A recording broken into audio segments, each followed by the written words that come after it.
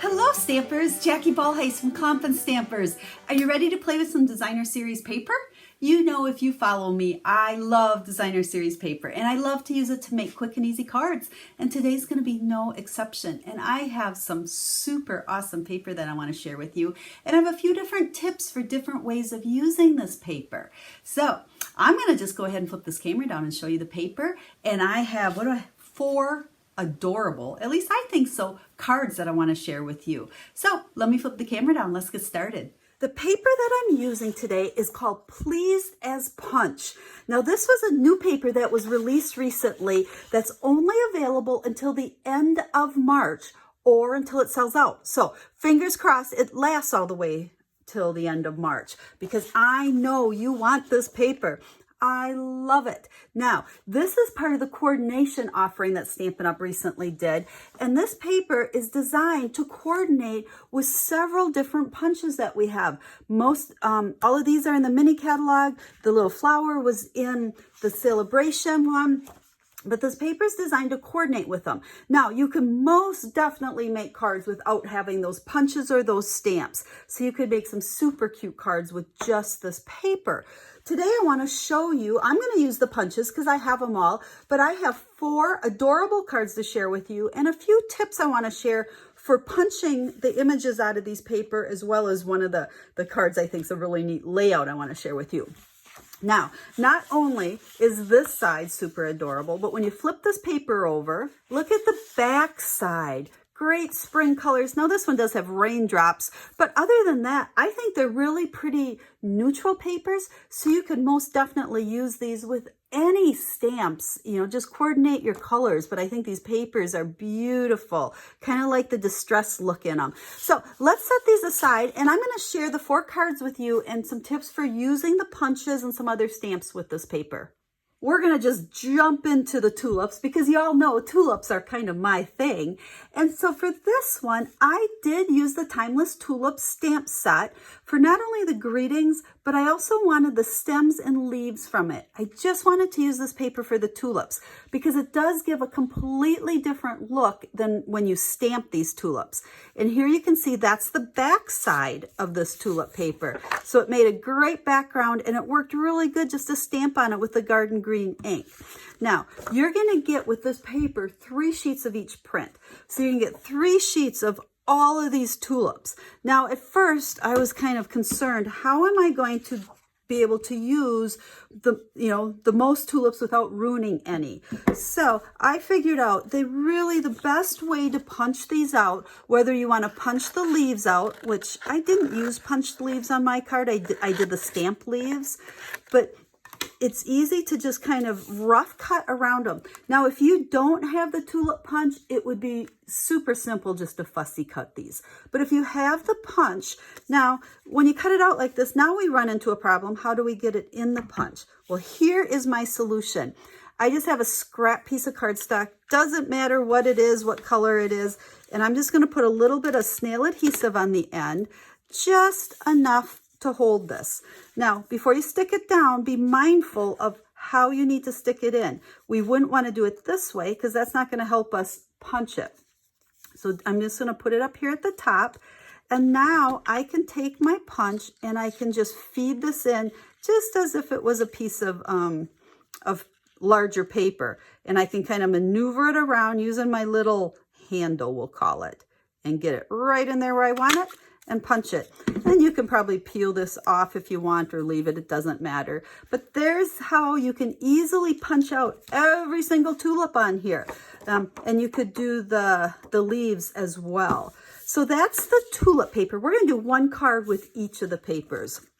So, and I think on all of these I embossed in the black just because I love that look. It just makes that greeting pop. And then, of course, we got to make them pretty on the inside as well. So there's the first one. Now, I will have pictures of all 4 cards over on my website. The link will be down in the video description to take you over to the correct blog post.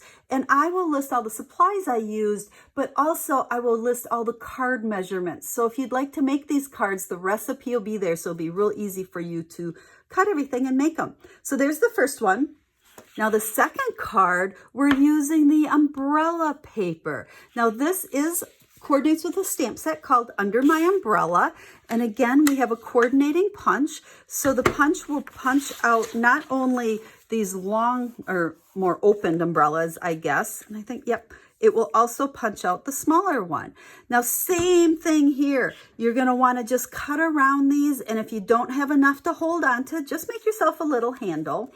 And the punch will also, if you notice here, and sorry if you're getting a glare on these punches, they're kind of hard to show. You could punch out the handles for these umbrellas as well, but I kind of like just punching them out of the basic gray and not trying to line up the handle, just doing kind of my own handles.